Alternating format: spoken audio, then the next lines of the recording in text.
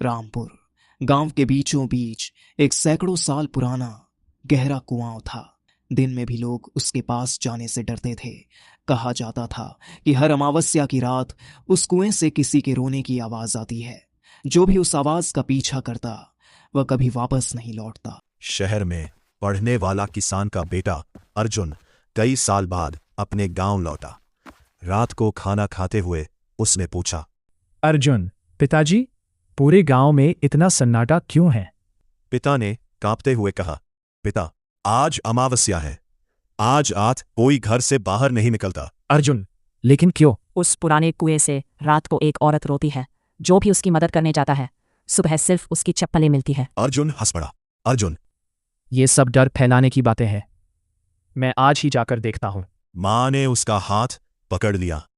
मां रोते हुए, मत जा बेटा, तुझे खोने की हिम्मत नहीं है मुझ में।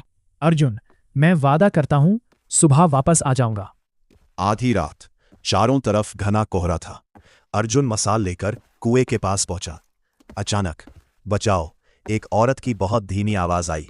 अर्जुन ने टॉर्च कुएं के अंदर डाली। नीचे सिर्फ अंधेरा था। फिर वही आवाज, मुझे बाहर निकालो, मुझे बाहर निकालो। अर्जुन झुककर देखने लगा। तभी कुएं के अंदर से दो सफेद हाथ बाहर निकले और उसकी कलाई पकड़ ली। अर्जुन जोर से चिल्लाया। किसी तरह उसने हाथ छुड़ाया और पीछे गिर गया। तभी उसके पीछे एक छोटी लड़की खड़ी थी। उसके हाथ में टूटी हुई गुड़िया थी। लड़की, भैया, मेरी माँ अभी भी नीचे है। अर्जुन, तुम कौन हो? लड़की मुस्कुराई और अगले ही पल उसका चेहरा पूरी तरह जला हुआ दिखाई दिया। उसकी आंखों से खून बहने लगा। लड़की धीरे, वो तुम्हें भी बुला रही है। इतना कहकर वह गायब हो गई। अचानक कुएं से दर्जनों हाथ बाहर निकलने लगे। हर हाथ किसी को पकड़ने की कोशिश कर रहा था। अर्जुन डर के मारे पीछे हटने लगा। तभी उसे एक बूढ़े बाबा दिखाई दिए। बाबा, भाग मत, नहीं तो ये तुझे भी खींच लेगी। अर्जुन, ये सब क्या है?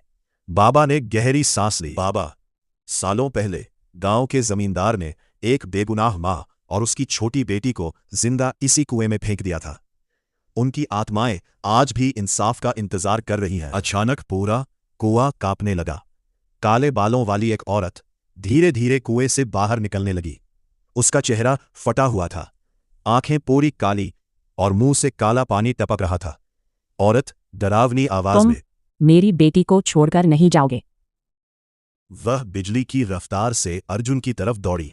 अर्जुन भागा, लेकिन हर रास्ता उसे फिर उसी कुएं तक ले आया। तभी वही छोटी लड़की फिर दिखाई दी। इस बार उसकी आंखों में आंसू थे। भैया, मेरी माँ बुरी नहीं है, उसे दर्द ने राक्षस बना दिया है। अर्जुन समझ गया, वो किसी को मारना नहीं चाहती, वो इंसाफ चाहती है। सुबह होने से पहले अर्जुन पूरे गांव वालों को वहां ले आया। बाबा ने कुएं की सफाई करवाई। नीचे से मां बेटी की हड्डियां मिली। पूरे सम्मान के साथ उनका अंतिम संस्कार किया गया। पूरा गांव रो पड़ा। तभी सफेद रोशनी में वही मां और बेटी दिखाई दी। इस बार उनके चेहरे पर डर नहीं, सुकून था। मां, धन्यवाद हमारी दर्द को समझने के लिए। आज भी रामपुर का वह कुआं मौजूद है, लेकिन अब वहां से रोने की नहीं बल्कि एक मासूम बच्ची की हंसी सुनाई देती है, क्योंकि उसे आखिरकार अपनी मां मिल गई।